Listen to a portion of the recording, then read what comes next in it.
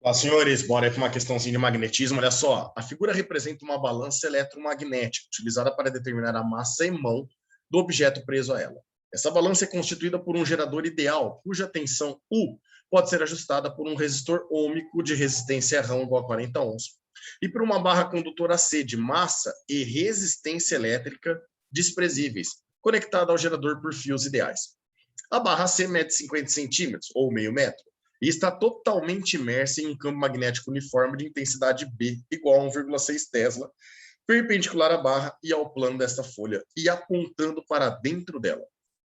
O objeto, cuja massa pretende-se determinar, está preso por um fio isolante e de massa desprezível no centro da barra AC.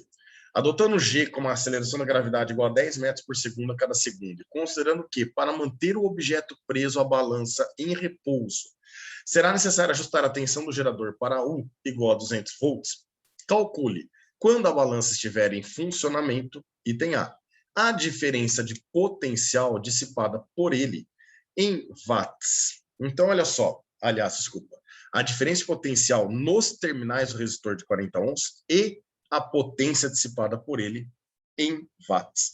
Então, olha só, meninos, nesse item a diferença de potencial na resistência é a própria diferença de potencial no nosso gerador. Afinal, o único elemento que vai consumir DDP para nós aqui é o nosso resistor, né? Então, percebo que, de um lado, esse resistor ele está diretamente ligado ao potencial, ao polo positivo do nosso gerador, certo? Enquanto que, do outro lado, ele está ligado diretamente no polo negativo do nosso gerador.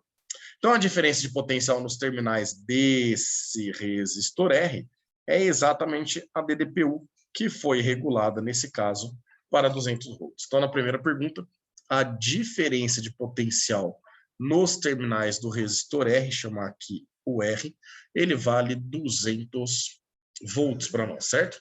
E ele quer saber a potência dissipada por ele. Você pode até calcular a corrente elétrica, tá? E fazer um pio. Para treinar, eu vou trabalhar com a formulinha do PUR, tá lembrado? Potência é U quadrado sobre R. Então, vai ficar 200, que é a DDP que ele consome ao quadrado, dividido pela resistência, que vale 40, né?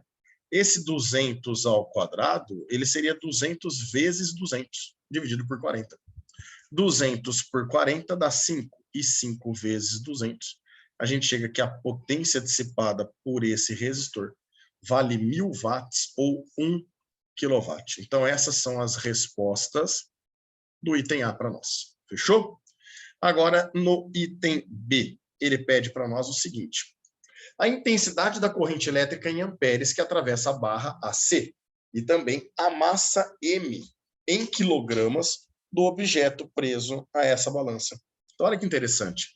Nós sabemos que aqui sai do polo do gerador, do polo positivo do nosso gerador, uma corrente elétrica que vai passar apontando para a direita, ó, lá no nosso fio AC, certo? Até retornar para o nosso gerador completando um ciclo. Então, essa corrente elétrica a gente pode encontrar aplicando uma URI. U é igual a R vezes I. A DDP total fornecida vale 200 volts, a única resistência no circuito é aquela resistência de 40 ohms, e, portanto, disso daqui a gente tira aqui a nossa corrente elétrica, 0 corta com 0, 4 passa dividindo, 20 dividido por 4. A gente chega que a corrente aqui vale 5 amperes. Aqui, meninos, não teria nem necessidade de você aplicar a regra da mão direita, tá? Aqui, pela situação criada pelo exercício, nós já sabemos que quem puxa essa barra para baixo é o peso desse corpo M para nós. E quem está puxando essa barra para cima para poder equilibrar é a própria força magnética, é a única força que sobrou para atuar aqui e que precisa equilibrar o nosso sistema, certo?